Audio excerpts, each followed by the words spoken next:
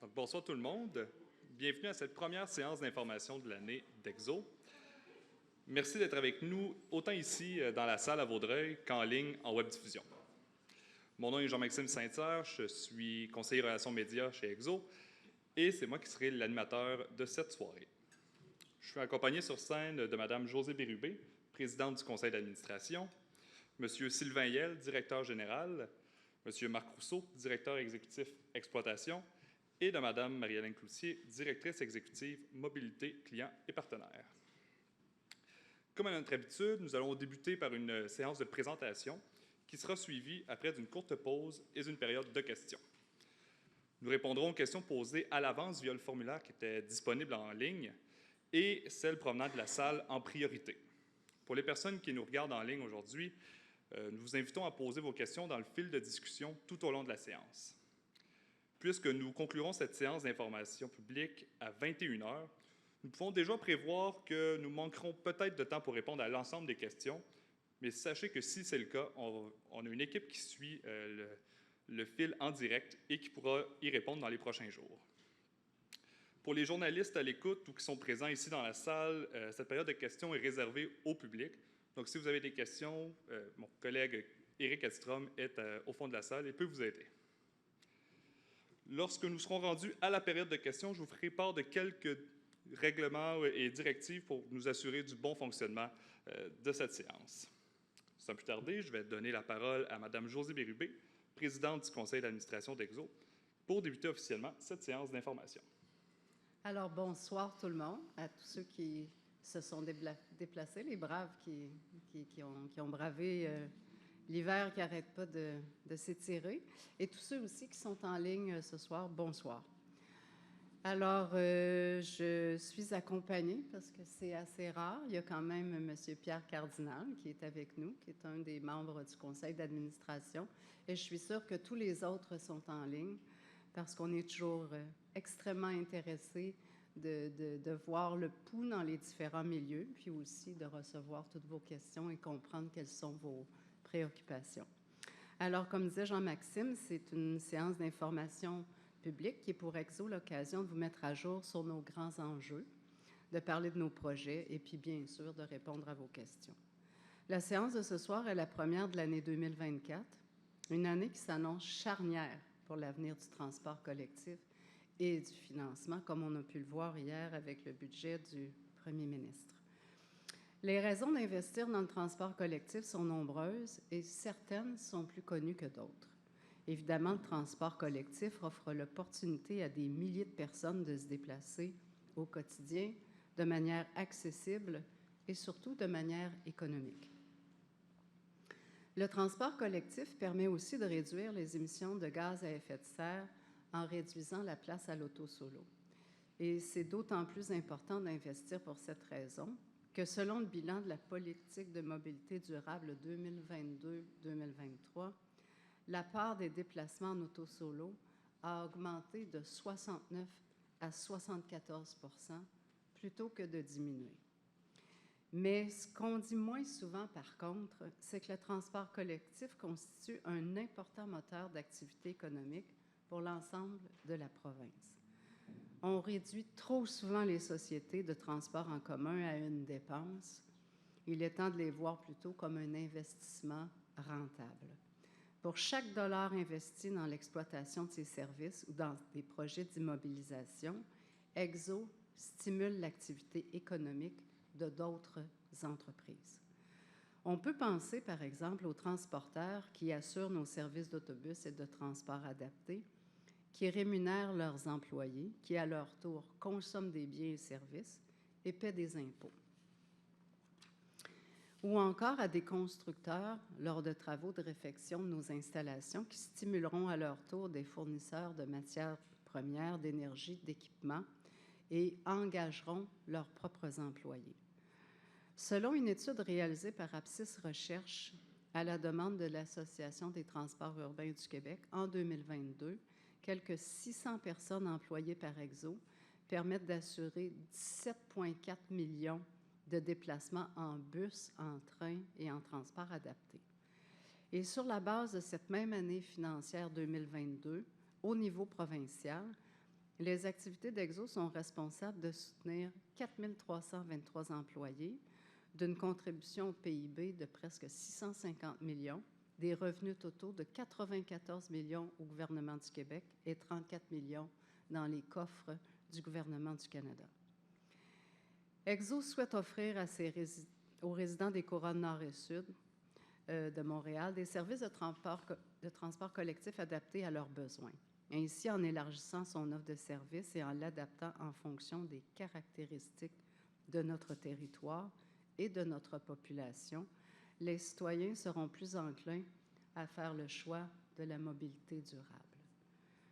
Ce choix contribuera non seulement à l'atteinte des objectifs du Québec en matière de réduction de gaz à effet de serre, mais il est au cœur d'un cercle vertueux qui mène à une plus grande productivité et à une plus grande richesse collective.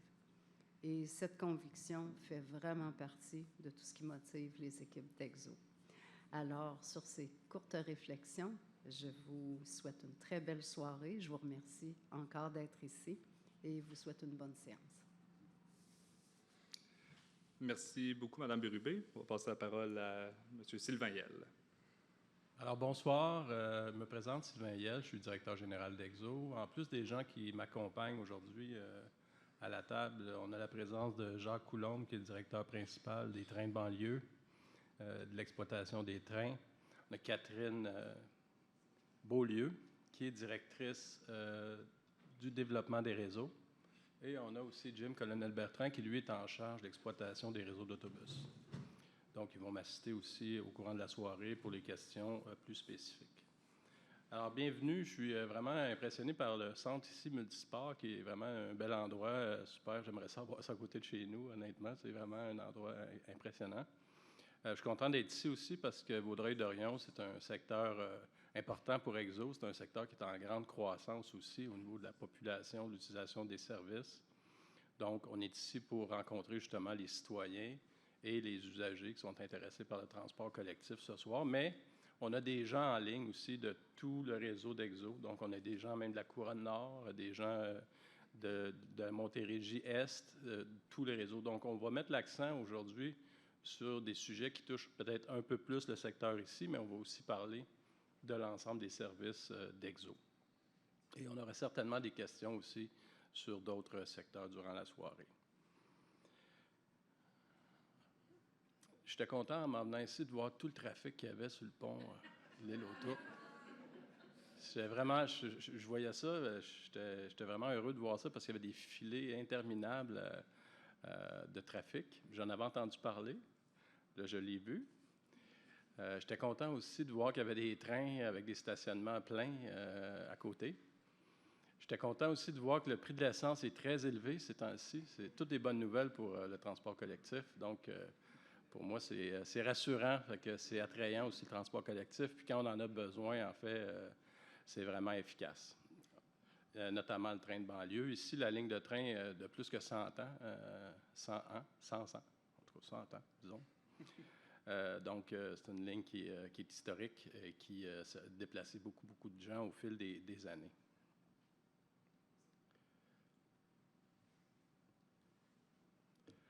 Alors, je dois vous parler un peu des enjeux économiques, je dirais, du transport collectif en général, mais spécifiquement aussi ceux d'Exo. Je pense que tous ceux qui suivent un peu l'information, vous entendez parler des enjeux de financement, des enjeux de dépenses dans le transport collectif.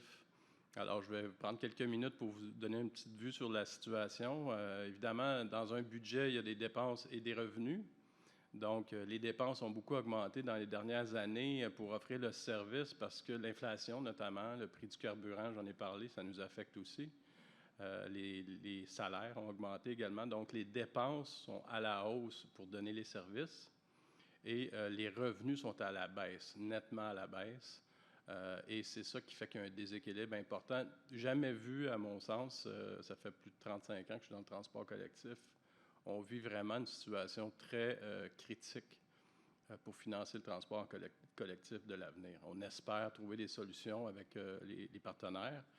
De notre côté, Exo, on a un modèle d'affaires. On dit un modèle d'affaires, mais c'est une façon d'offrir les services qui est différente des grandes sociétés de transport qu'on connaît. C'est-à-dire que nous, on travaille avec des partenaires sous-traitants privés. On travaille avec des entreprises privées qui donnent le service pour nous. Pour les trains, par exemple, c'est Alstom, anciennement Bombardier, qui exploite les trains puis conduisent les trains. Puis dans les services d'autobus, ben, c'est des transporteurs privés. Ici, dans le secteur, c'est Transbus, qui est un transporteur historique ici, que ça fait très longtemps, qui est là. Une entreprise familiale qui s'est développée ici. Donc, on travaille avec ces transporteurs-là privés. Ce qui fait que nos services, quand on calcule un coût horaire pour donner 1 heure de service, c'est moins cher que ce qu'on voit ailleurs. Donc, environ 20 de moins cher pour effectuer le service. Fait que dans nos dépenses, on a cet avantage-là de coûter moins cher en termes de dépenses. Au niveau des revenus, par contre, là, il y a des enjeux. Les 3 sources qui payent le transport collectif, ce sont les tarifs quand on achète notre carte ou notre billet, qui vaut environ 25 du coût. Ensuite, c'est les subventions gouvernementales. Donc, quand on entend demander au gouvernement de l'aide financière, c'est ça qu'on demande. Il y en a déjà, mais il y a un manque de ce côté-là, il y a une diminution. Et les villes aussi, les villes qui payent leur partie.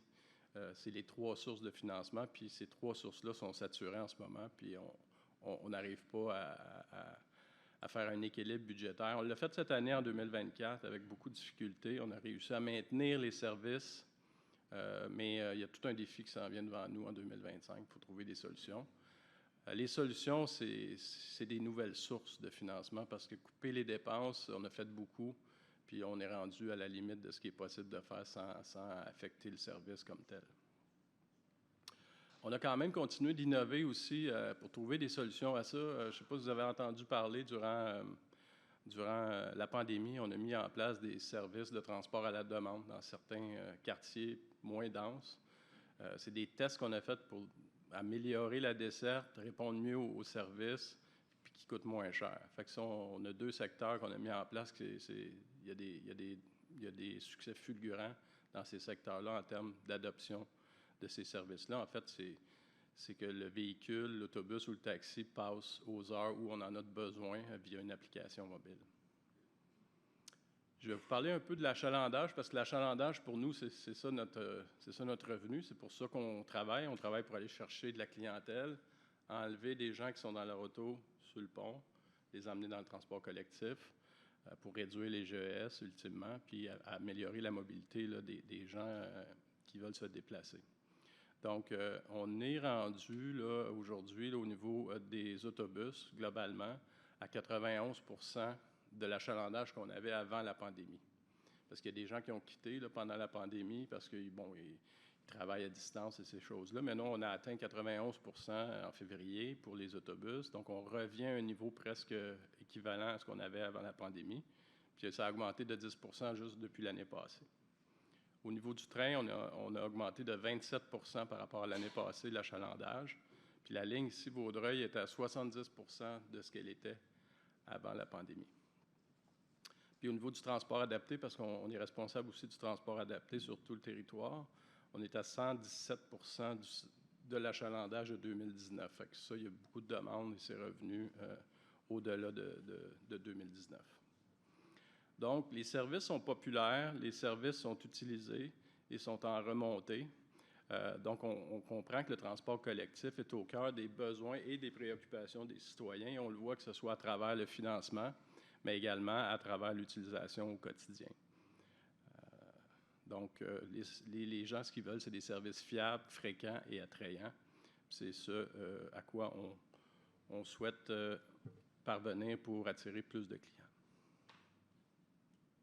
Je vais vous parler justement des travaux ici puis des mesures d'atténuation qui ont été mises en place par le gouvernement au niveau du pont de l'île aux Tourtes.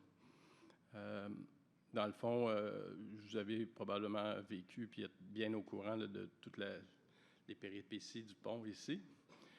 Le gouvernement nous a demandé de mettre en place des mesures d'atténuation, notamment via le train. Donc, on a ajouté plusieurs voyages. Là. Il y a 4 voyages qui ont été prolongés jusqu'à Thun. Puis il y a 3 départs qui ont été ajoutés là, à partir d'ici, de Vaudreuil, le matin et l'après-midi. Ces trains-là sont très utilisés là, depuis l'automne dernier. Les stationnements sont pleins. On a même un enjeu de trouver des nouveaux stationnements pour pouvoir amener plus de gens encore dans le train parce qu'on pourrait rajouter encore des wagons puis des trains. C'est en cours de trouver ces stationnements-là, puis des liens navettes-autobus pour se rendre justement aux gares à partir de ces stationnements-là.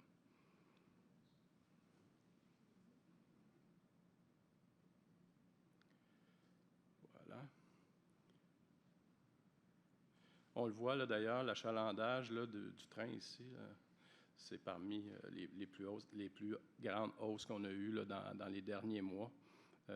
D'année sur année, là, il y a eu une augmentation importante. Là, vous voyez la ligne grise, là, la ligne rouge, c'est la ligne de cette année, de 2023 versus 2022. Fait qu'on est remonté à des niveaux vraiment importants. Puis, la gare ici, c'est la gare la plus populaire de la ligne. Évidemment, c'est ici qu'il y a le plus de gens qui l'utilisent si on compare avec les autres gares.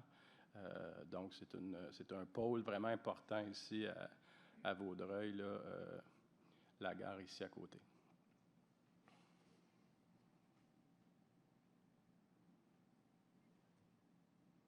Je vais laisser la parole à mon collègue Marc qui va vous parler du secteur ici un peu plus en détail, des informations par rapport au secteur au niveau du transport collectif. Oui, merci Sylvain. Donc, vous avez également à l'écran maintenant l'achalandage pour la partie de notre réseau autobus. Donc, c'est la petite ligne verte. Sylvain a parlé de l'achalandage train qu'on voit avec la petite ligne orangée. Ce qui est intéressant au niveau du train, c'est que la ponctualité de nos trains demeure, bon an, mal an, pas mal égale. Soit disant, 95% de nos trains sont à l'heure. C'est ce qui particularise par ailleurs notre réseau de train. Quand on le compare avec notre réseau d'autobus, comme vous savez, le train roule en site propre, donc qu'il y ait du trafic sur le pont de l'île aux Tourtes ou pas, le train, lui, va démarrer à l'heure et va quand même arriver à l'heure à la gare centrale. Donc, 95% de nos trains sont toujours à l'heure. Cependant, ce n'est pas nécessairement le cas pour nos autobus. On a un taux de ponctualité de 76%, notamment depuis la fermeture ou les travaux qu'on a sur le pont de l'île aux Tourtes. Donc, vous pouvez constater là, la principale raison de nos causes de perturbation à 46% et un petit peu plus est la congestion routière. Donc, malheureusement, nos autobus n'y échappent pas. Si on compare ce taux-là, 76%, comparé au reste de notre réseau global, là, on est autour de 83% de ponctualité.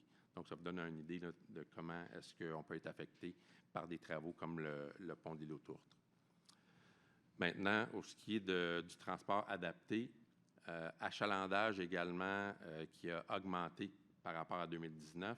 Si on regarde le secteur ici au niveau presqu'île, on est au-delà de l'achalandage qu'on avait en 2019, donc on est à 101% du côté de l'achalandage. On a un taux de ponctualité de 74%. Malheureusement, nos véhicules également passent par le pont de l'île aux Tourtes, donc sont affectés aussi par les travaux qui sont sur le pont. Quand on compare notre taux de ponctualité pour le secteur ici à 74%, sur l'ensemble du réseau, du côté du transport adapté, on tourne autour de 78%. Donc, ça vous donne une idée là, de comment les travaux du pont peuvent venir nous affecter. On connaît encore quelques perturbations là, en lien avec le manque de main-d'œuvre. Cependant, ce n'est pas la cause principale. C'est vraiment en lien avec les travaux. Maintenant, la bonne nouvelle, c'est qu'il y a le site web de réservation en ligne dont on vous a parlé lors de la dernière séance publique qui va être lancé de façon progressive à partir du mois d'avril. Donc, la population va pouvoir, en fait, nos clients vont pouvoir réserver dorénavant en passant par notre site web. Vont pouvoir placer leur réservation directement en ligne sans être obligés de nous contacter et de parler à un de nos agents. Donc, comme vous pouvez voir, on travaille très fort pour être capable de faciliter, si vous voulez, les déplacements pour nos clients, que ce soit pour le transport régulier ou le transport adapté. On travaille beaucoup d'initiatives pour être capable de faciliter la vie de nos clients. Sur ce, je vais passer la parole à ma collègue Marie-Hélène. Merci Marc, bonsoir à tous. Donc, heureuse d'être avec vous ce soir. J'ai le plaisir de vous parler d'Exo Mon Réseau, qui est notre programme vraiment de refonte des réseaux séquencés en plusieurs étapes sur plusieurs années. Et également, les premières refontes sont en concordance avec les lancements des antennes du REM. Alors, à titre de rappel, cet été, au 31 juillet, on a lancé une première refonte de réseau. C'est le moment pour nous d'en faire un premier bilan positif avec des améliorations vraiment qui sont notables et de vous donner également quelques informations sur les prochaines refontes sur lesquelles les équipes vont travailler. Alors, on va commencer par un bilan après 6 mois de mise en service du nouveau réseau dans 2 secteurs bien précis de la Couronne Sud, donc Chambly, Richelieu, Carignan et le Richelin-Roussillon. Petit retour en arrière pour qu'on reparte tous du même contexte. Donc, on se souvient que depuis l'inauguration du REM au 31 juillet dernier, les autobus d'Exo ne peuvent plus circuler sur le pont Champlain comme il était coutume de le faire. Donc, à travers la refonte de réseau, non seulement on a amélioré les dessertes locales, les services vraiment au pôle divers de services et d'activités, mais également le rabattement vers l'utilisation du REM. Alors, c'est un grand changement pour les utilisateurs. Il fallait se donner le temps vraiment d'apprivoiser ces changements-là et c'est le bilan qu'on en fait après 6 mois qui nous permet de faire un bilan positif. Les gens commencent vraiment à comprendre le réseau, à l'apprécier et à l'utiliser davantage, comme vous le voyez, autant du côté de Chambly, Richelieu, Carignan que du Richelin-Roussillon. On est en hausse de l'achalandage dans les 2 secteurs. La ponctualité à l'arrêt est soit près de la cible du côté de Chambly, Richelieu, Carignan, mais dépasse la cible de 83 % du côté de Richelin et Roussillon. C'est un indicateur très important pour nous parce que quand on développe nos réseaux, d'être ponctuel à l'arrêt, ça veut dire qu'on a calculé les bons temps de trajet qui permettent de nous construire les horaires. Et c'est ce qui nous permet donc de bien accompagner notre clientèle dans leurs déplacements au quotidien. Donc, la ponctualité à l'arrêt, c'est quelque chose sur lequel on porte beaucoup d'attention. Non loin derrière, vous pouvez imaginer qu'on suit la livraison de service. C'est ce qui vraiment nous permet de travailler avec nos transporteurs, de s'assurer que le service est bien livré. On est vraiment près dans les 2 cas de notre objectif de livraison de service qui est à plus de 99 % habituellement lorsqu'on regarde nos cibles. Donc, ça se passe bien et surtout, le nombre de plaintes est en décroissance. C'est normal lorsqu'on vit un grand changement dans une refonte de réseau. C'est normal qu'il y ait des temps de changement où les gens doivent s'habituer à un nouveau réseau. Il y a des questionnements. Il y a des plaintes qui sont légitimes. Pourquoi? Parce que quand on crée un réseau, il n'y a personne de parfait. Il faut comprendre vraiment ce que les gens recherchent dans un réseau et l'améliorer en conséquence des commentaires qu'ils peuvent nous donner. On a d'ailleurs pris action rapidement. Donc, après quelques mois de mise en service des refontes de réseau, après avoir sondé les clients, ça nous a permis d'apporter des modifications. Donc, l'arrimage des horaires de nos services avec ceux des institutions scolaires, s'assurer vraiment que les étudiants sont capables d'utiliser les services. On a travaillé sur la ponctualité de nos autobus, puis on voit que ça a porté fruit également dans la ponctualité à l'arrêt. Et finalement, on a travaillé également sur le nombre de personnes, en fait, le taux de remplissage des véhicules, étant donné qu'il y avait certaines lignes qui étaient très achalandées. Donc, vraiment, c'est un bilan très positif qu'on en fait et on le suit de près. Pourquoi? Parce que c'était nos premières refontes. Par contre, on a d'autres refontes qui se poursuivent et ça se poursuit dans 2 nouveaux secteurs, donc la Presqu'île et Laurentide-Terrebonne-Ouest. C'est un processus de refonte de réseau qui est bien entamé. On a réalisé donc une première phase de consultation publique à l'automne 2021. Présentement, les résultats et les diagnostics ont été présentés à nos partenaires municipaux afin de confirmer certaines orientations qui nous ont servi vraiment dans la conception des scénarios dans le cadre des refontes de réseau. Donc, les scénarios ont fait l'objet d'une 2e ronde de consultation publique qui a eu lieu en 2023.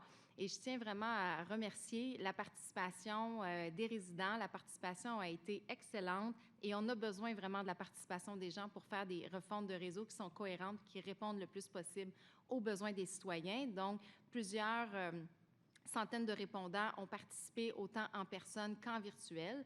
Donc, les 2 phases de consultation pour ces secteurs sont complétées.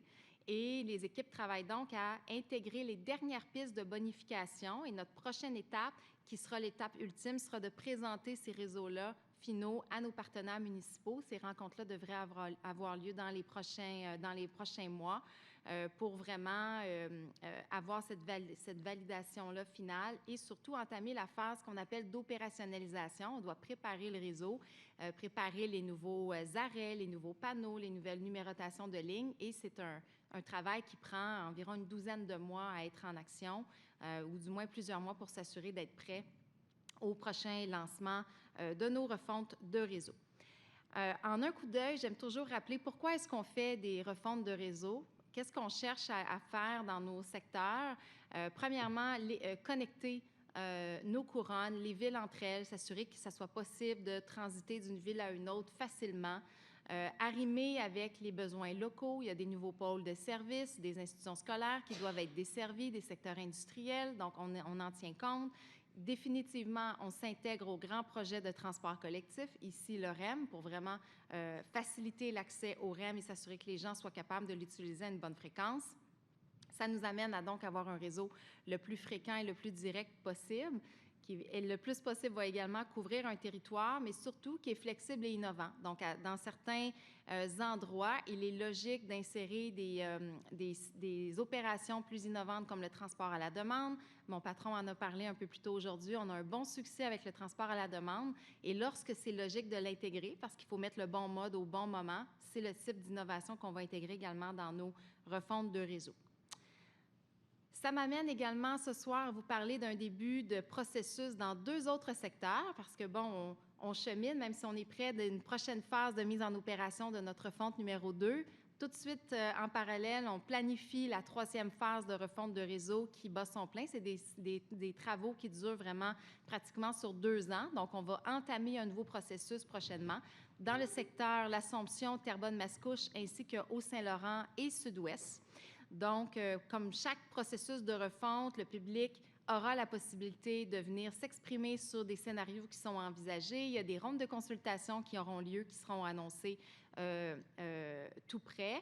Donc, et c'est déjà commencé parce qu'il y a déjà 1250 personnes qui ont répondu à notre premier sondage qui est pré-consultation. On a mis des kiosques dans les cégeps pour être certain de rejoindre les étudiants. Donc, vraiment, ces refontes-là et ces rencontres-là se font de manière mobile pour s'assurer d'être proche de la clientèle. Et définitivement, en plus des consultations publiques, on continue d'être vraiment arrimé et de discuter en toute collaboration avec nos partenaires municipaux des villes qui sont concernées pour s'assurer de leur présenter rapidement les diagnostics des réseaux et de travailler en collaboration avec eux dans le processus. Donc, moi, je vous invite à participer à grand nombre à ces consultations-là. Vos commentaires sont importants pour améliorer nos réseaux. Alors, pour les informations entourant les consultations, vous pouvez aller sur le site web d'Exo pour avoir tous les détails. Merci et je repasse la parole à toi, Sylvain. Alors, pour terminer la présentation, je vous parle des projets qui sont en cours chez Exo au niveau de l'amélioration de nos infrastructures un peu partout. Mais en particulier là, sur la couronne sud, dans le cas des projets que je vous présente ce soir. Il y a un terminus à Châteauguay qui est presque finalisé, donc il va être mis en service dans les prochaines semaines. Déjà, le centre de service pour acheter les titres et tout est fonctionnel. Donc, c'était vraiment nécessaire de mettre en place un terminus moderne, confortable, sécuritaire à Châteauguay pour permettre les connexions d'autobus, entre autres, puis améliorer le confort des clients qui utilisent les services. Donc, on a un très beau terminus qui se met en place. L'automne dernier, on a inauguré aussi un plus petit terminus, mais à contre-cœur, qui était très beau également. Donc, on essaie de travailler des projets aussi en mode durable et on pense aux besoins du client à travers ça. Donc, on a un terminus avec 9 quais, des marquises pour se protéger des intempéries, un stationnement et un lieu de correspondance central là, pour que les clients changent de ligne. Il y a un très gros chantier qui commence à la gare Lucien-Lallier. Donc, c'est la gare Lucien-Lallier, c'est la gare terminale de nos 3 lignes de train. C'est 3, dont celle de Vaudreuil-Hudson, mais aussi de Saint-Jérôme et Candiac. Ça fait plus de 50 ans qu'il n'y a pas eu de travaux de mise à niveau à la gare Lucien-Lallier. Si vous avez été au Centre Bell, on voit la gare là, quand on passe aussi.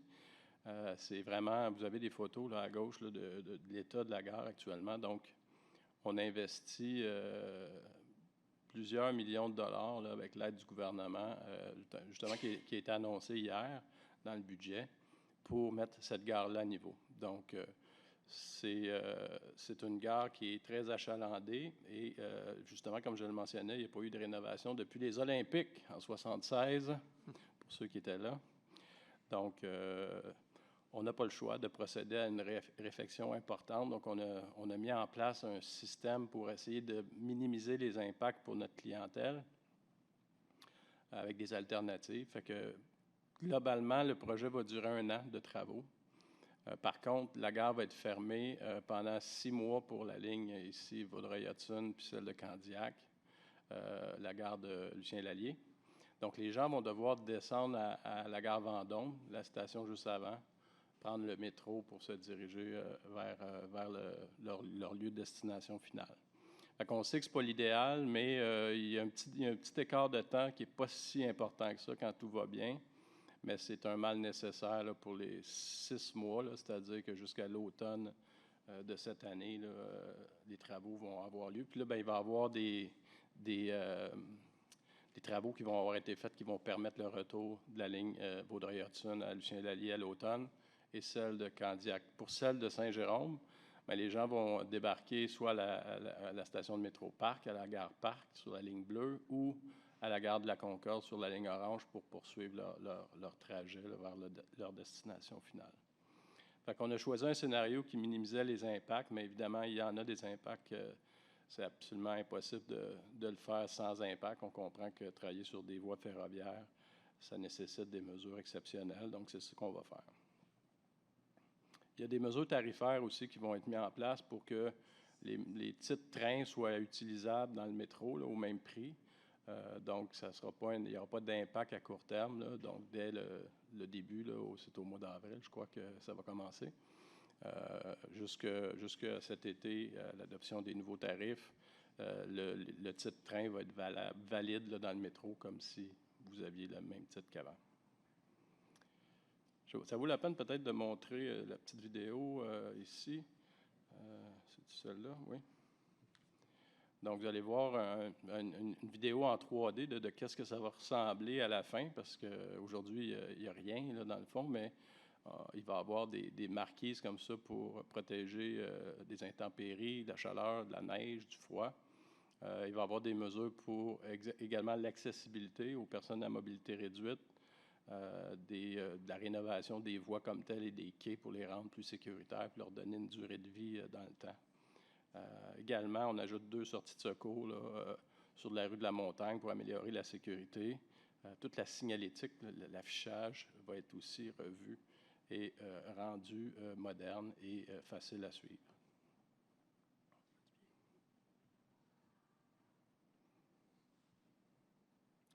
Donc, on fait ces travaux-là parce qu'on croit justement à la durabilité du train de banlieue comme un mode de transport durable à long terme.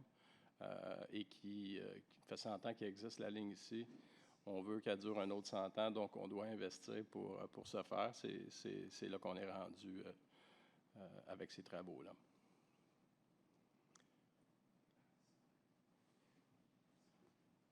Ouais. Ça m'amène aux voitures. Bien, ça aussi, on a fait l'acquisition de nouvelles voitures. Des voitures à 2 niveaux là, qui sont arrivées chez nous depuis déjà 1 an et demi. On les teste sur le réseau. Elles sont très belles, sont très confortables aussi. On annonce là, qu'on va les mettre en service dans les prochaines semaines. Sur la ligne Saint-Jérôme. Oui. Pourquoi la ligne Saint-Jérôme? C'est que c'est des voitures qui sont accessibles aux personnes à mobilité réduite, donc qui permettent l'embarquement au fauteuil roulant. Puis, on fait ça de façon concomitante avec nos projets de rendre cette ligne-là accessible, les gares de la ligne Saint-Jérôme. Donc, au moins, on va avoir des gares, des quais accessibles et des voitures accessibles aussi. Ça nous permet de renouveler notre flotte aussi de voitures, là, globalement, parce qu'on envoie les voitures de la ligne Saint-Jérôme vers Candiac. La ligne Candiac qui avait des très vieilles, des équipements vieux, donc c'était renouvelé aussi de ce côté-là. Donc, c'est 24 voitures qui ont été livrées, puis il reste 20 autres voitures. On appelle ça des voitures, il y en a qui appellent ça des wagons. Quand c'est pour des passagers, on appelle ça des voitures. Ben, c'est ça, il en reste 20 à venir, donc c'est 44 au total. C'est un très gros investissement, puis il y a beaucoup de confort à travers. J'espère que vous aurez la chance de les utiliser. Il y a un beau confort, puis c'est des équipements là, de grande qualité. Et finalement, je fais un clin d'œil parce qu'on oublie souvent les employés de première ligne du transport collectif, là. Jour après jour, sont présents pour assurer les déplacements de milliers de personnes, de connecter les étudiants avec leurs écoles, les travailleurs avec leur organisation, les personnes âgées aussi avec les services, les activités. C'est un impact de leur travail qui est très positif, puis qui joue un rôle important dans la vie des citoyens. Ceux qui utilisent le transport collectif connaissent l'importance du rôle des employés de première ligne. On parle des chauffeurs d'autobus, mais aussi des employés de train, des gens au service à la clientèle également. Fait que lundi prochain, c'est la journée de reconnaissance des employés du transport collectif. Vous pouvez aller écrire un petit mot sur le site d'Exo, qui va être remis là, aux employés de première ligne là, pour souligner le rapport au transport collectif le 18 mars prochain. Alors voilà, on sera à la pause. Après ça, on va passer aux questions. Il y a des choses vous pouvez aller manger un petit quelque chose entre-temps avec un petit café, puis on peut jaser un petit peu, puis après ça, on va revenir. J'ai volé un peu ta partie. Ça me fait plaisir. Sylvain, on va prendre une petite pause de 10 minutes et on va recommencer ensuite. Nous allons maintenant débuter la période de questions. Avant de nous lancer, je tiens juste à rappeler quelques petits éléments pour assurer le bon fonctionnement de la séance. Donc, tout d'abord, nous conclurons la période de questions à 21 h. Ça se pourrait qu'on n'ait pas le temps de terminer toutes les questions qui nous sont posées, mais si c'est le cas, on va répondre aux questions à la suite de la rencontre, sans faute. Ensuite, nous allons répondre aux questions en alternance par les questions qui nous sont posées ici dans la salle et qui nous ont été posées en ligne auparavant. Et finalement, je rappelle également que la période de questions est réservée aux citoyens et aux usagers. Donc, s'il y a des journalistes qui sont à l'écoute ou qui sont présents ici dans la salle, vous pouvez aller voir mon collègue Éric Ekstrom à l'arrière de la salle et il est disponible pour vous. Également, veuillez prendre note qu'en vertu des dispositions de la Charte de la langue française, la période de questions se déroulera en français. Toutefois, si vous êtes une personne qui est visée par l'une des exceptions de la Charte, qui désirez soumettre une question en anglais, nous vous invitons à le faire. Exo répondra à votre question en anglais et également en français. Les personnes qui sont visées par les exceptions de la Charte sont les personnes autochtones, les personnes admissibles à l'enseignement en anglais, les personnes immigrantes dans les 6 mois de leur arrivée au Québec et les non-résidents du Québec. Nous prendrons pour acquis que si vous vous adressez en anglais, vous confirmez que vous êtes visé par l'une de ces exceptions. Également, je tiendrai à accueillir sur la scène mes collègues Catherine Beaulieu, directrice développement et planification de la mobilité, Jim Colonel-Bertrand, directeur principal exploitation autobus et transport adapté, et Jacques Coulombe, directeur principal exploitation train. Alors, nous allons débuter tout de suite avec une première question qui nous a été envoyée à l'avance, qui provient d'Axel Fournier. Et la question va comme suit. Quand les nouveaux trains seront-ils en service et sur quelles lignes seront-ils déployés? Sylvain? Oui, bien en fait, j'ai répondu à la question juste à la fin de la présentation. Donc, les nouvelles voitures vont être mises en service dès ce printemps, donc dans les prochaines semaines, sur la ligne Saint-Jérôme, donc une vingtaine de voitures à 2 niveaux pour commencer. Excellent. Donc, on va ensuite y aller avec une question de la salle de Mme Francine Ménard. Je crois que vous souhaitiez que je pose la question à votre place, donc je vais la lire comme suit. Pensez-vous augmenter les départs d'autobus 40 la fin de semaine, samedi et dimanche en soirée particulièrement?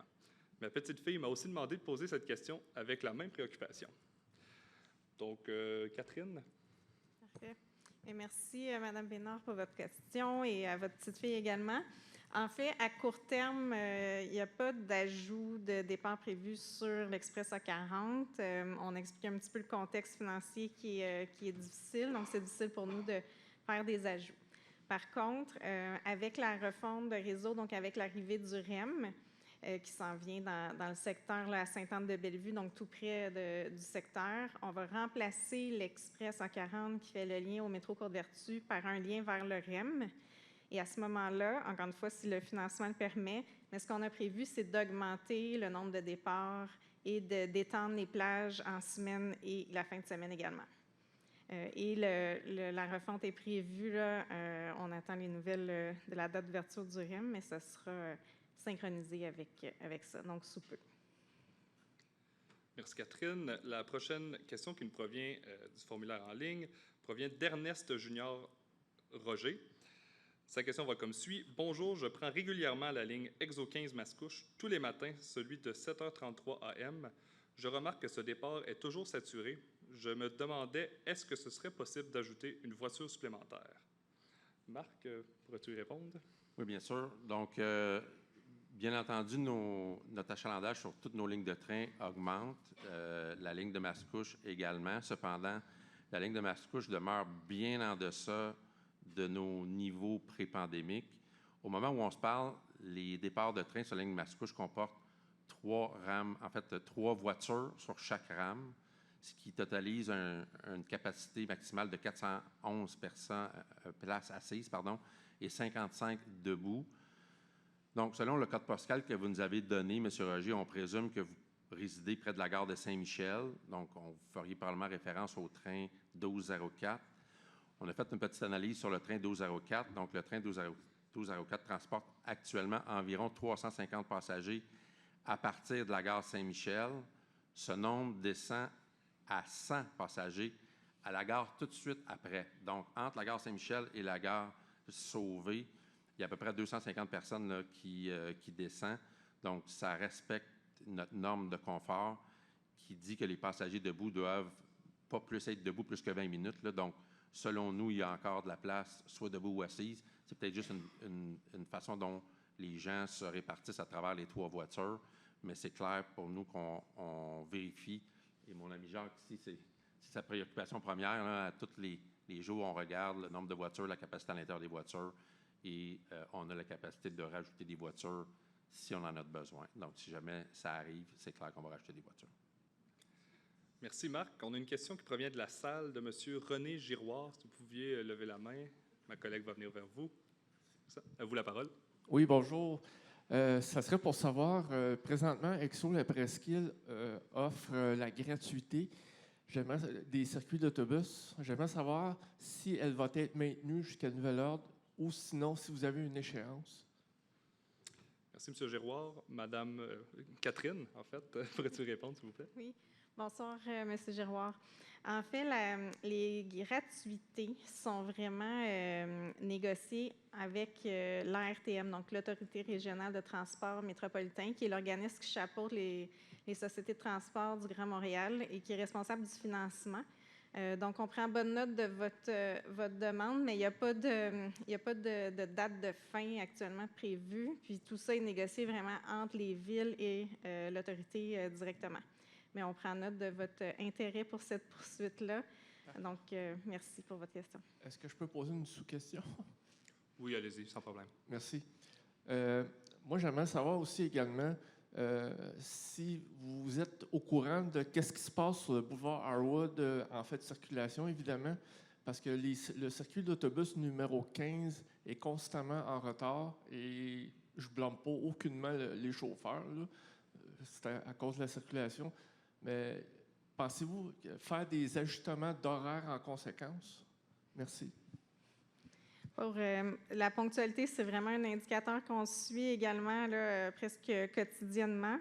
Et effectivement, on revoit là, les temps de parcours aux besoins. Donc, je prends note qu'on regarde attentivement cette ligne-là. Si elle n'est pas déjà prévue dans notre séquence là, d'être corrigée à un prochain changement d'horaire, on va en prendre note. Donc, merci. Si je peux apporter un petit complément. En fait, c'est que les travaux du pont ont vraiment un impact de congestion majeure sur l'ensemble du secteur. Donc, pas juste sur la 40 qui passe sur le pont. Toutes les autres lignes locales sont touchées aussi parce que l'ensemble des déplacements locaux est aussi impacté par de la congestion majeure. Donc, malheureusement, même les lignes locales, on voit une grosse baisse de ponctualité, même si elles ne passent pas sur le pont, parce qu'il y a une congestion majeure dans tout le secteur à cause des travaux du pont. Merci, M. Giroir. On va continuer avec une question qui nous provient en ligne de Mme Ginette Majeur. La question va comme suit. Bonjour, qu'en est-il de vos projets futurs, notamment le projet de l'hôpital Vaudreuil-Soulanges? Y aura-t-il plusieurs arrêts d'autobus par jour devant l'hôpital pour les gens désirant se rendre à l'hôpital? Et de plus, avez-vous des projets d'agrandissement du réseau afin de desservir plus de villes avoisinantes, comme par exemple Pointe-des-Cascades, Les-Cèdres, Sainte-Clette, Saint-Lazare, etc. Merci de votre aide. La question sera répondue d'abord par Marie-Hélène et ensuite par Catherine. Merci, Madame Majeure. Bonsoir. Donc, le processus de refonte dans le secteur des villes que vous mentionnez, donc le secteur la presqu'île, il est bien entamé. On en a parlé un peu plus tôt ce soir. Donc, les scénarios présentement font l'objet d'analyses suivant des rondes de consultation et on est en train, en fait, avec nos équipes, d'intégrer toutes les pistes de bonification qui sont ressorties de ces consultations-là. Donc, je confirme que dans le cadre de la refonte de réseau, on projette modifier une ligne à l'ouverture de l'hôpital. Donc, celle-ci desservirait l'hôpital directement sur le site. Donc, on a des échanges, évidemment, avec le CISS-MO sur ce sujet-là. Et évidemment, là, c'est d'usage pour nous de discuter d'offres de services, justement, avec les pôles de services et particulièrement les pôles de services de santé. Donc, on pourrait regarder des arrêts sur rue qui pourraient être aménagés pour les lignes en transit. Toutefois, c'est certain qu'on doit s'assurer que ces arrêts-là soient sécuritaires et que les infrastructures routières permettent des traverses qui sont sécuritaires également. En ce qui concerne les autres villes que nous desservons, vous aviez une question sur Sainte-Clette. En fait, ce n'est pas sur notre territoire. Par contre, selon le financement qu'on reçoit pour les refontes, on pourrait augmenter la couverture du territoire et desservir des municipalités de Pointe-des-Cascades, les Cèdres en taxi collectif en période de pointe. Donc, c'est le genre d'analyse qu'on peut faire dans le cadre de nos refontes de réseau. Et je tiens à préciser en terminant que le scénario de refonte vise aussi à bonifier l'offre de services en taxi collectif à Saint-Lazare, Hudson et Rigaud. Évidemment, toujours conditionnel au financement qu'on peut avoir, mais dans tout le processus de refonte, on regarde plusieurs avenues. Merci. Merci, Marie-Hélène. La prochaine question provient de M. Robert Laurence dans la salle. Est-ce que vous pourriez... À vous la parole. Oui, merci. Je vais essayer de me souvenir dans les grandes lignes de ma question. Ma conjointe, ici présente, et d'autres personnes prennent souvent le train de banlieue, soit avec un abonnement annuel. Et le problème, c'est qu'ils se pensent et se trouvent discriminés lorsqu'il y a des billets gratuits qui sont distribués sur les quais. Eux, ils hésitent à canceller leur abonnement annuel parce qu'à ce moment-là, ils perdent leur 13e mois gratuit d'un abonnement consécutif de 12 mois. Et comme personne n'a de boule de cristal pour savoir quand est-ce que le pont de l'île aux Tourtes ne sera plus impacté, il va revenir à la normale, qu'est-ce qui peut être fait par Exo pour compenser les gens? Parce que là, autrement dit, les gens qui ont payé un abonnement annuel, qui ne veulent pas l'annuler de crainte des problèmes, puis ensuite, s'ils veulent renouveler leur abonnement, advenant que quelqu'un sait quand est-ce que le service va reprendre normalement sur les ponts, il faut s'y prendre le 11 du mois précédent, le mois où on veut commencer. Donc, le 11 mars, si on veut commencer au 1er avril, notre abonnement annuel. Et donc, les gens peuvent perdre des mois comme ça. Oui, qu'est-ce que vous faites les matins où il n'y a personne pour distribuer des billets gratuits sur le quai? Ça me semble être un problème parce que c'est arrivé à quelques occasions. Et les gens s'attendraient, ceux qui ont un abonnement annuel, à ce que soit Exo rembourse au prorata des mois où ils ont donné les billets gratuits une partie de la passe annuelle ou prolonge finalement la durée de leur passe annuelle du nombre de mois où, une fois qu'on saura la date, il y aura eu des billets gratuits de distribuer sur les quais. De cette façon-là, les gens qui ont l'abonnement annuel ne se sentiraient pas lésés actuellement que d'autres personnes utilisent un billet gratuit qui leur est donné et que eux, leur passe continue de valoir et de finalement, sachant pas s'ils veulent l'arrêter ou non, de s'écouler. Et la durée de la validité de leur passe actuellement est à durée fixe. Alors, merci. Merci, M. Laurence. Marie-Hélène? Je vais y aller. Merci, M. Laurence. Bonsoir et merci pour votre question. Premièrement, j'apprécie beaucoup que vous nous partagiez des idées comme ça. Je pense que vous avez rencontré quelqu'un de notre équipe du service à la clientèle un peu plus tôt en soirée pour partager ces idées-là et elles ont été notées. J'ai pris le temps d'aller m'asseoir avec lui un peu plus tôt parce que j'avais vu votre question rentrer. Donc, d'entrée de jeu, puis ça, on l'a dit, puis ça ne nous empêche pas du tout de récolter les idées et de voir ce qu'on peut faire pour la situation, mais ce qui touche la tarification, les remboursements, c'est sous la juridiction de la RTM. Donc, ce à quoi moi, ce soir, je peux m'engager, c'est prendre vos idées et avoir une discussion avec l'autorité pour voir comment est-ce qu'on peut essayer justement de trouver certains aménagements. Vos idées sont bonnes, mais malheureusement, je n'ai pas de solution ce soir ou, comme vous avez dit, de boule de cristal pour voir quand justement ces mesures-là pourraient prendre fin. Mais une chose est certaine, j'apprécie que vous nous partagez des idées. On a ces questions-là également par le service à la clientèle souvent. Donc, vos questions sont légitimes, on les entend et on a fréquemment des rencontres avec la RTM pour en discuter. Donc, j'en prends bonne note. Je n'ai pas de réponse ce soir, outre vous confirmer qu'on fera le suivi. Puis comme on a vos informations, vos coordonnées, on saura vous rappeler si on trouve des solutions. Puis évidemment, on partagera tout ça avec les usagers, mais vous n'êtes pas les seuls à avoir ces questions-là depuis le début des initiatives. Merci beaucoup. Je peux rajouter, dans le fond, c'est une mesure d'atténuation là, qui a été mise en place. Puis ces mesures-là sont négociées entre le gouvernement, puis EXO et la RTM. Fait que quand c'est au niveau de l'offre de service, c'est nous. Quand c'est au niveau de la tarification, c'est discuté avec la RTM. Mais on va s'assurer de remonter ça comme Marie-Hélène l'a mentionné.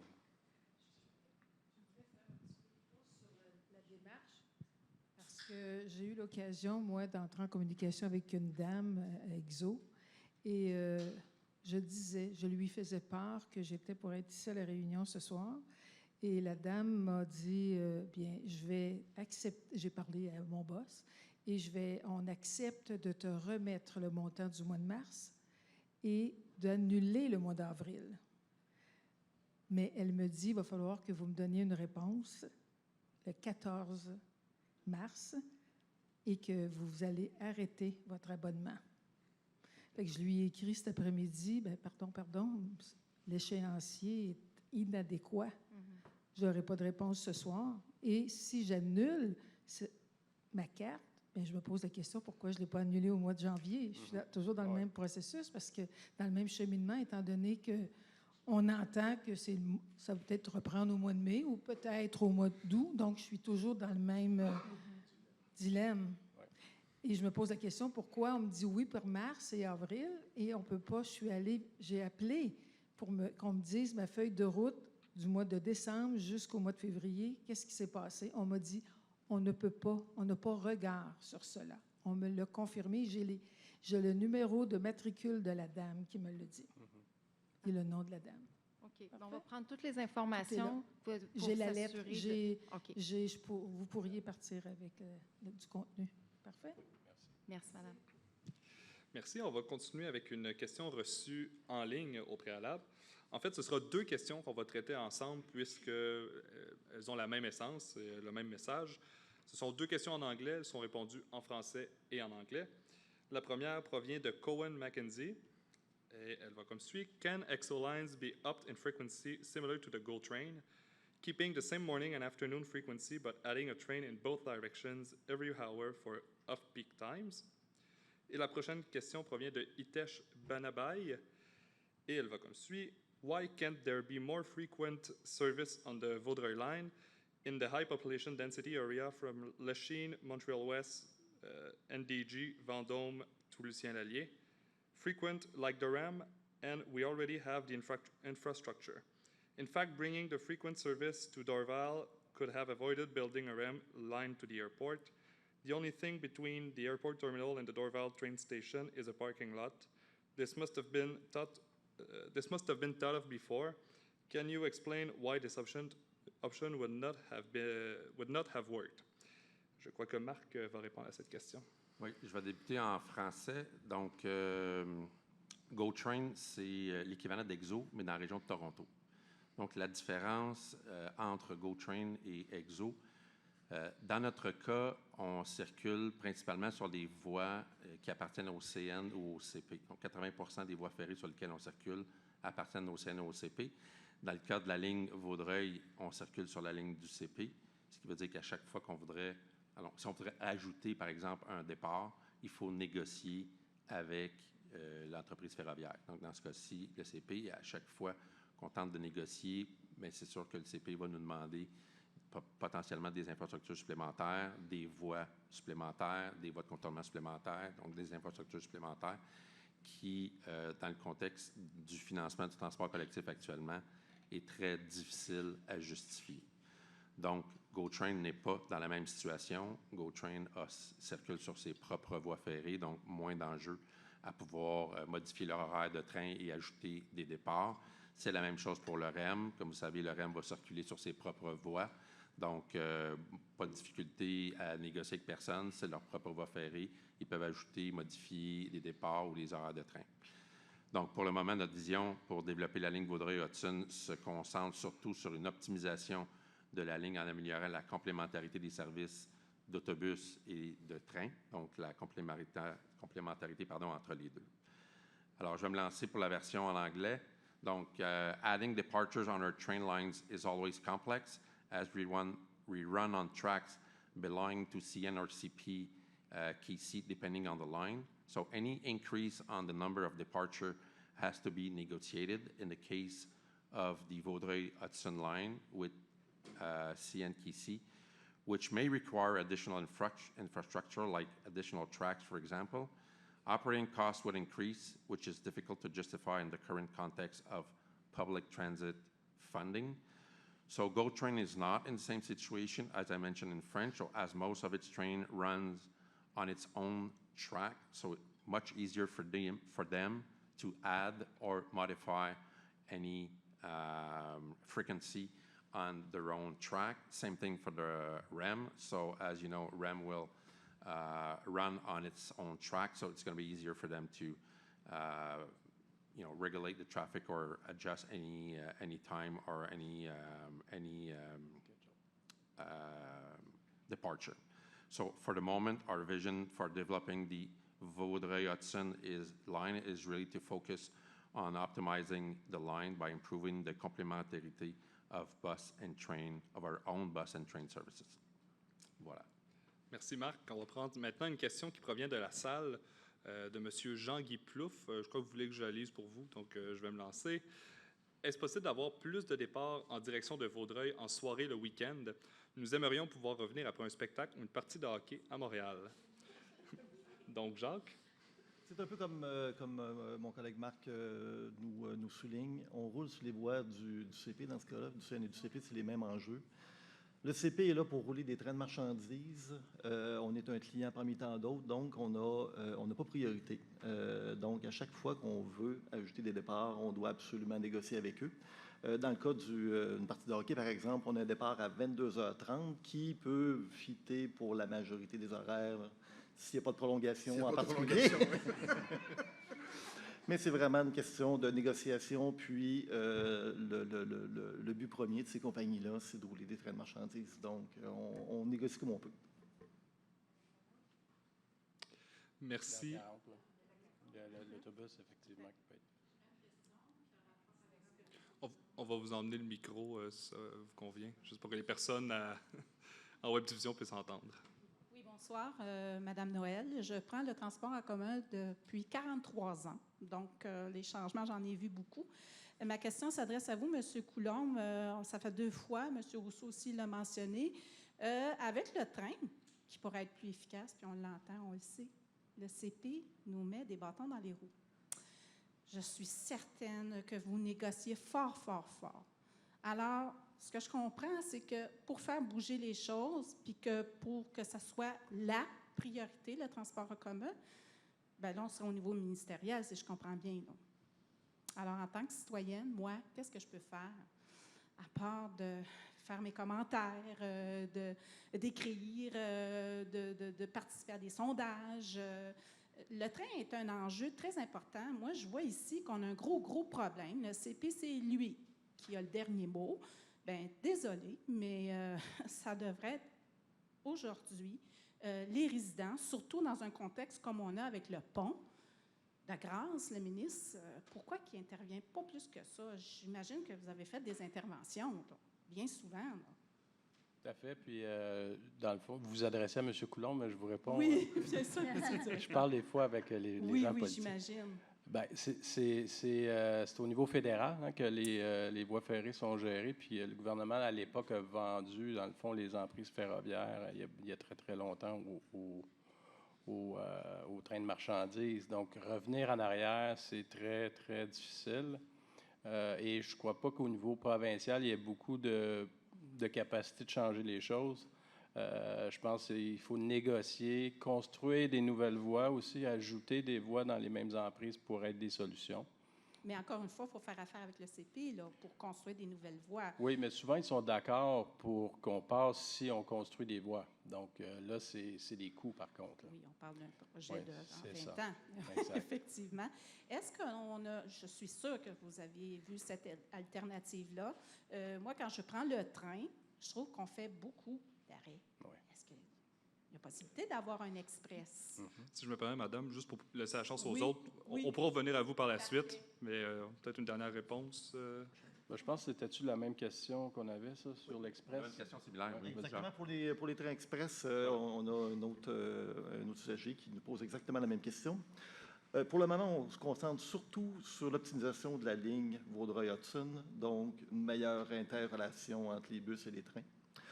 On est conscient que la durée est longue, puis on évalue toujours comment on fait pour raccourcir le temps de parcours. On parle de 65 minutes pour se rendre au centre-ville, ce qui est plus rapide que l'auto en temps en heure de pointe.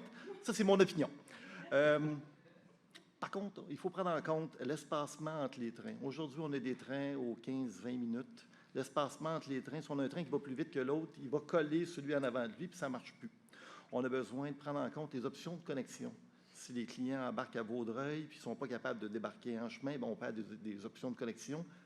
On perd l'option d'aller sur un autre mode ou une autre destination. Puis, surtout, on va priver les clients de pouvoir embarquer tout au long de la ligne sur un train, donc on les priverait d'un départ. Fait que, considérant tout ça, l'Express, c'est peut-être pas la solution miracle. Mais par contre, maximiser le temps de parcours, c'est des choses qu'on regarde continuellement. Et oui, vous avez raison, il y a beaucoup d'arrêts sur la ligne de Vaudreuil. C'est justement la prochaine question. Si ça ne te dérange pas, Jacques, je vais poser la question en anglais, puisque tu es posée en anglais. Je pourrai répondre ensuite en anglais à la personne. Donc, la personne étant Sneal Mohapatra, qui nous demande « Is it possible to have a non-stop express train service from Gare Vaudreuil to Gare Lucien-Lallier? No stops in between, 2 trains in the morning and 2 trains in the evening. Current trains are extremely slow. » Et en sous-question, « Direct access to platform from Montreal-bound train. Current pathways too risky in the winter. » En anglais, s'il vous plaît, Jacques. Excellent. Very good question. For the moment, we're focusing on the optimization of the Vaudreuil-Hudson line by improving the harmonization of the bus and the train services. We are well aware of the journey, take a long time. Eventually, we are looking at making that transit time shorter. But we need to understand it's very complex. We need to take into account the sufficient spacing in between the train to accommodate an express train. We need to take into account the reduction in the connection, possible connection for our customer if they want to go to a different destination or a different mode of transportation. And removing a departure will impact other customers, so people will not be able to get in the train at that other different station. As for the platform, well, we're working with our service provider to make sure the platform is available and accessible at all times. Thank you. Merci, Jacques. On va continuer avec une question de la salle de Mme Jasmine Sharma. Si vous pouviez lever la main, ma collègue va venir vous voir. À vous la parole. Merci. Jasmine Sharma, je suis aussi conseillère municipale à Vaudreuil-Dorion, puis où est-ce qu'on est, c'est mon district. J'ai participé aux consultations qui ont eu lieu il y a quelques mois, puis c'était super intéressant de voir les possibilités de trajet. Il y avait beaucoup de questions posées. Un des enjeux qui m'est souvent apporté, surtout maintenant depuis la fermeture du pont, on voit beaucoup l'impact sur l'achalandage sur le réseau local. Ça fait plusieurs années qu'une de mes préoccupations avec l'arrivée du REM, je sais que l'idée, c'est qu'il va y avoir des navettes qui vont rabattre à la station du REM, vu que le REM ne vient pas jusqu'à Vaudreuil. L'idée, c'est de rabattre vers la station. La préoccupation, c'est l'impact sur le réseau routier avec toutes les voitures qui vont venir des villes avoisinantes, qu'on parle de Saint-Lazare-Hudson, etc. J'ai déjà posé la question par le passé. Est-ce qu'on regarde pour, si ce n'est pas vous, avec quelle instance on doit s'adresser pour développer un système de stationnement incitatif avec peut-être des navettes de ces municipalités-là qui viennent vers Vaudreuil-Dorion pour éviter de surachalander le réseau routier ici. On voit les stationnements sont pleins. Vous l'avez mentionné aussi, là, d'ailleurs, que vous cherchez des solutions temporaires, mais moi, je dirais que c'est peut-être pas temporaire parce qu'une fois que le REM va être activé, c'est peut-être un besoin plus long terme qu'on va avoir pour justement encourager les gens à soit faire du covoiturage vers des stationnements incitatifs pour prendre une navette et venir ici, ou carrément prendre une navette pour se rendre ici. Qu'est-ce qui est envisagé? Et si ce n'est pas à votre niveau, ben moi, je serais intéressée de savoir à qui je dois... où est-ce que je dois mettre la pression? Parce que c'est sûr qu'il y a eu des changements au niveau de la structure. C'est un peu tout ça que je veux comprendre parce que je pense que le temps d'agir est maintenant. Donc, la question sera répondue par Catherine. Oui, merci. Merci pour votre question. En fait, vous vous adressez aux bonnes personnes parce que c'est des choses qu'on regarde dans le cadre de nos révisions de réseau. Est-ce qu'il y a de nécessité d'ajouter des stationnements incitatifs? Pour l'instant, dans notre proposition, on mise vraiment plus sur développer le réseau d'autobus qui va permettre d'aller atteindre Vaudreuil. Ça va réduire encore plus la circulation parce qu'il y a plus de capacité de gens qui peuvent venir dans l'autobus. Donc, et de vraiment favoriser qu'autour de la gare, tous les accès à mode actif, à pied, peut être facilité aussi pour éviter les autos. Donc, autour de la gare existante de Vaudreuil, je parle. Donc, c'est présentement le plus regardé dans ce sens-là. On reste toujours à l'affût puis des besoins, mais pour l'instant, on n'anticipait pas de besoin de stationnement incitatif supplémentaire avec les ajouts de transport collectif dans la région. Par contre, je peux rajouter que dans le cadre des mesures d'atténuation, on l'a regardé. Donc, avec le ministère, avec la RTM, de trouver des stationnements temporaires avec des liens navettes. Ça a été très difficile. On n'a pas trouvé de rien de concluant pour le moment, mais on sait que le ministère et la RTM regardent encore certains terrains pour ajouter des stationnements qui sont temporaires. Puis, on le sait, dans l'historique, les stationnements temporaires deviennent souvent permanents, là. Fait que c'est peut-être la piste là, qui pourrait amener de la capacité. Fait en ce moment, c'est au niveau du ministère, comme mesure d'atténuation. Puis nous, bien, Catherine l'expliquait, c'est que si on améliore l'accès en autobus, à pied, en vélo vers les gares, ça enlève des autos dans le stationnement. Donc, ça donne des nouvelles capacités. Fait qu'on veut miser aussi là-dessus. Fait que ce que j'aimerais comprendre, je sais qu'il y avait des prévisions pour améliorer à même Vaudreuil-Dorion pour amener les gens à la gare, mais est-ce qu'il y a des améliorations à Saint-Lazare, à Hudson, etc., pour que les gens choisissent le transport collectif pour se rendre à Vaudreuil au lieu d'amener leur voiture? C'est ça l'idée? C'est ça l'idée, exactement. Okay. Merci beaucoup. On va poursuivre avec une question qu'on a reçue par le web qui provient de Pierre Fréchette. Prévoyez-vous installer un intermodal entre la gare de Saint-Hubert et la nouvelle aérogare MET, qui est le nouvel aérogare de l'aéroport de Saint-Hubert? Merci beaucoup. Alors, ce sera Marie-Hélène qui répondra. Alors, bonsoir, M. Fréchette. Merci pour votre question. Alors, bien, écoutez, pour l'instant, ce n'est pas un projet qui est dans nos plans et surtout, c'est le territoire du réseau de transport de Longueuil. Alors, évidemment, nous, on a souvent des échanges avec eux, donc ça me fera plaisir de partager l'idée, mais je vous invite également à leur partager votre question, vos idées sur un tel projet. Je suis certaine qu'ils vont être à l'écoute. Par contre, on a des échanges très fréquents avec eux, donc on saura leur passer également la bonne idée par la même occasion. Merci. Merci beaucoup. On va continuer avec une question qui nous provient du fil de discussion de la webdiffusion, qui nous provient de Sam. Vous avez mentionné une refonte pour la presqu'île. Allez-vous faire des ajouts d'horaires pour les bus à Notre-Dame-de-l'Île-Perrot et à l'Île-Perrot? Catherine? Oui. En fait, effectivement, on a regardé l'ensemble du territoire et avec tout ce qui est ressorti comme besoin dans l'ensemble du secteur de la presqu'île, il y avait des besoins sur l'Île-Perrot, dans les 4 municipalités de l'Île-Perrot. Donc, dans nos propositions, il y a des bonifications de services. Donc, autant pour se rapprocher des gens, donc des fois des changements, des légères modifications tracées pour aller rejoindre plus de population, mais ça peut aussi, ça passe aussi par de l'ajout de services. Donc, encore une fois, conditionnel au financement, mais c'est ce qu'on aimerait bien pouvoir déployer à l'ouverture du REM. Merci Catherine. La prochaine question nous provient du formulaire en ligne. Il provient de David Sidibé.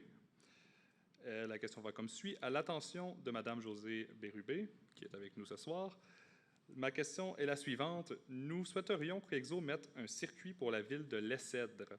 Nous avons des enfants qui vont au cégep à Montréal. Nous souhaitons avoir des circuits très tôt le matin, c'est-à-dire de 5h30 à 7h30 pour les gares de Dorion et la gare de Vaudreuil. Je crois que Mme Bérubé, vous souhaitiez faire un petit mot. Oui. C'est tout. J'étais contente d'avoir une question. Mais je pense que je ne suis pas la meilleure personne pour y répondre. Alors, je pense que ça va être Catherine qui va prendre la relève. Alors, quand même, merci de me l'avoir posée, mais je lui laisse la parole. Avec plaisir, Mme Bérubé. Ce besoin-là de Lessèdre dans le secteur de Lessèdre, Pointe-des-Cascades, nous a été mentionné à plusieurs reprises dans le cadre des consultations publiques. Donc, dans ce qu'on a regardé pour la refonte, puis on en a parlé un petit peu plus tôt dans la soirée, mais ce serait un ajout pour commencer en taxi collectif. Donc, c'est des véhicules de plus petits gabarits parce que pour commencer, on pense que ça va être suffisant pour commencer à aller chercher de l'achalandage. On prévoyait quelques départs en pointe vers la gare Vaudreuil et le soir, l'inverse. Le service actuellement était prévu davantage de 6h15 à 8h40 le matin et de 14h à 19h pour le retour le soir. Je prends note du désir de plus tôt, mais c'est toute l'évolution de l'achalandage et des besoins, c'est des choses qu'on va continuer de suivre en continu, même suite au premier déploiement, mais je prends note de ce besoin-là. Merci. Merci Catherine. Nous sommes déjà rendus à la dernière question que nous avons reçue, autant sur place, en ligne ou dans le formulaire avant. Donc, si vous souhaitez une dernière question dans la salle, vous pourrez y penser. Donc, la dernière question est en anglais. Elle provient de Lilia Pernatozzi. Elle sera répondue en français puis en anglais. Why wasn't the renovation of Lucien Lallier Station initiated during the operational phase of the REM in the West Island? Donc, Marc répondra à cette question. Oui, donc je vais débuter en français, puis je vais vous fournir la réponse en anglais par la suite, Mme Pernatozzi. Donc, l'état de dégradation, comme vous avez pu voir à travers les photos qu'on vous a présentées dans le cadre de la présentation avant la période de questions, donc l'état de dégradation de nos quais actuellement à la gare Lucien-Lallier est quand même une entrave majeure à la qualité de service et nécessite des interventions quand même assez fréquentes pour maintenir les quais opérationnels. On parle souvent des quais, vous avez vu l'état des quais, vous avez vu ce qu'on veut faire avec l'installation des marquises, mais il y a plus que ça. Il y a également tout l'équipement ferroviaire qui doit être remplacé. Comme Sylvain l'a dit, là, ça date de plus de 50 ans, cette gare-là. Donc, il y a beaucoup de travaux à faire. Au-delà du cosmétique, il y a vraiment des travaux importants à faire au niveau des équipements ferroviaires si on ne veut pas se retrouver avec des problèmes. Donc, on préfère effectuer des travaux qui sont planifiés dans le temps, selon l'agenda qui est propice à Exo, avec les sous-traitants qu'on a retenus pour faire ces travaux-là, plutôt que d'être pris pour faire des travaux en urgence en cas qu'il y aurait un problème ou une défaillance. Donc, je me lance pour la réponse en anglais. So, the current state of deterioration of the station platform is a major barrier to service quality and requires increasingly frequent maintenance work to keep them operational. So the upgrading work required could not wait until the REM become in service. So therefore, we prefer to carry our planned work rather to having to rush it through in the event of a failure. So in other words, there's not only the platform that need to be rebuilt, all the network, the tracks, and all the equipment need to be replaced as well. So we really prefer to do this in a planned moment instead of having to rush it if something goes wrong. So I hope this answered the questions. Merci Marc. Je crois qu'on a une question de M. Laurence dans la salle. À vous la parole. Merci. Je me demandais qu'est-ce qui est prévu quand le MTMD annonce que le pont de l'île aux Tourtes est complètement fermé durant la fin de semaine, comme ça va être le cas cette fin de semaine-ci. Qu'est-ce qui arrive avec l'Express A40? Et est-ce qu'il est détourné complètement? Est-ce que le service est interrompu? Oui, la 40 est détournée par l'avant, effectivement. Okay. Mais donc, si La 20 se Avec retourne. une ponctualité très mauvaise. Oui, oui, c'est plus un express à ce moment-là. Exactement. OK, merci. Est-ce que quelqu'un d'autre dans la salle voudrait... Monsieur, juste ici. Faut y aller. Bonjour, Jean Vérancourt. Je voudrais savoir quelles sont les mesures que vous prenez au niveau d'Exo pour que ce que vous donnez comme orientation avec le respect des échéances, etc., vous prenez sur le terrain pour que le client soit satisfait. C'est quoi les mesures que vous prenez? Parce que c'est correct, vous avez parlé que le train arrive pas mal à l'heure. De façon régulière, quand on arrive le soir à la gare de Dorion, les autobus sont partis. On pourra de 20 minutes avant que la prochaine heure vienne. Quand on descend tout le long, les gens se vantent de ne pas avoir de billets, de ne pas être obligés de payer. Il n'y a pas personne qui est là pour être en mesure de faire des validations. Ça devient frustrant pour ceux qui payent. Puis vous avez des zones en haut, repos. Je ne sais pas si c'est juste écrit pour le plaisir de l'écrire, mais ce n'est pas respecté. Fait que, quelles sont les mesures que vous prenez sur le terrain pour que le client, justement, il en ait pour son argent? La question va être répondue par un de mes collègues. Bien, il y a plusieurs éléments dans votre question. Premièrement, il y a dans nos contrats avec les transporteurs puis les trains, ils ont des règles à respecter pour respecter nos standards. On a des gens sur le réseau aussi. Pour le réseau de train en particulier, on a une équipe d'inspecteurs qui patrouillent, qui sont responsables aussi d'assurer justement les éléments que vous avez mentionnés, notamment au niveau de la tranquillité au 2e étage. Si ce n'est pas le cas, vous ne les voyez pas, bien, il faut appeler au service à la clientèle parce qu'on va les envoyer à ce moment-là si vous avez fait les... Oui. Juste avec le micro, c'est pas vrai. Voilà. Allez-y. En fait, je suis sur le terrain à tous les jours. Et quand c'est l'heure de pointe pour les étudiants, eh bien, il n'y a personne qui surveille pour valider leur billet à ces étudiants. S'il n'y a personne pour valider leur billet, mais il n'y a personne aussi pour demander le silence. Ah, c'est ça. Bien, je comprends. Dans le fond, ce que vous dites, c'est qu'il n'y a pas assez de contrôle et de surveillance. On a une équipe pour ça, mais on va augmenter la fréquence. Que, je peux me permettre, là, tantôt vous disiez dans telle date, là, on est à les féliciter pour leur travail. Bien, nous, on est sur le terrain. On se demande si vous le prenez le train à l'heure qu'on le prend. Vous le prenez à l'heure qu'on le prend, monsieur? Moi, je prends le métro tous les jours, très, très bondé aussi, avec des inconvénients, mais aussi très pratique. Je ne prends pas le train parce que ce n'est pas mon trajet. Mais on a beaucoup des gens ici qui prennent le transport en commun et qui connaissent. Je parle de la plage des étudiants qui rentrent de front dans le train. Et c'est comme leur cours, c'est comme si c'était la cour d'école. Vous parlez il n'y a personne pour leur dire silence. Et nous, si on leur... Vous parlez probablement du train de 15h15 ou 15h30, le 15 ou 17. Je prends ce train-là, je me balade en train régulièrement. C'est des étudiants. C'est des jeunes adolescents qui ont 14-15 ans, qui sont adolescents. Même si on mettait une armée à bord, on aurait de la misère parce que c'est des jeunes adultes.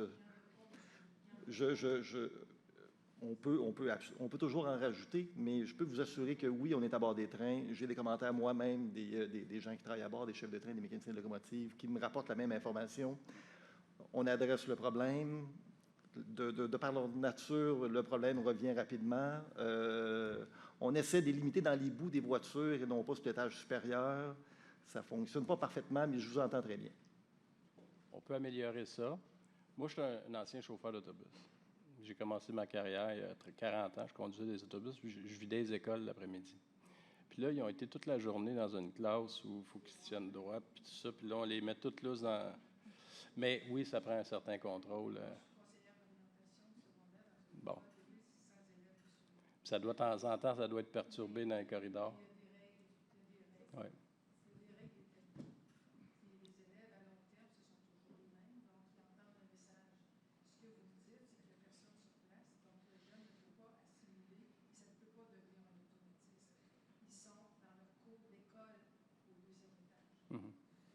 Bien,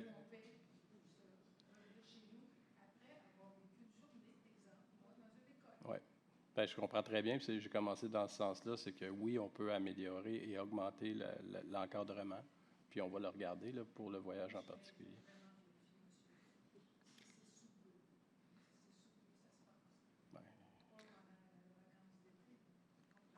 Ben oui, tout à fait. Merci pour votre commentaire. Est-ce qu'on a une autre question? Oui, Mme Charrois. Merci. En fait, j'avais une question. Je sais qu'au niveau de la tarification puis la gratuité, ça ne relève pas de vous, mais au niveau de l'impact sur l'achalandage, vous avez des données. J'ai des citoyens qui demandent, exemple, la possibilité de mettre en place de la gratuité pour les personnes âgées, d'autres qui me demandent la possibilité pour les adolescents, donc pas nécessairement âge cégep universitaire, mais surtout pour le réseau local, surtout les parents qui veulent arrêter d'être l'Uber de leurs enfants. Est-ce que, puis c'est peut-être pas ce soir que vous me donnez la réponse, ou peut-être me diriger à la bonne personne, où est-ce qu'on peut avoir les données de l'impact de ce genre d'initiative-là? Je présume que, je sais qu'à Montréal, il y a de la gratuité pour les personnes de 65 ans et plus. Si on veut en savoir un peu plus sur l'impact réel. Oui. Bien, effectivement, quand il y a une mesure comme ça qui est envisagée, c'est habituellement financé par la municipalité. Oui. Puis il y a une étude qui est faite pour voir l'impact que ça a justement sur l'achalandage et les coûts.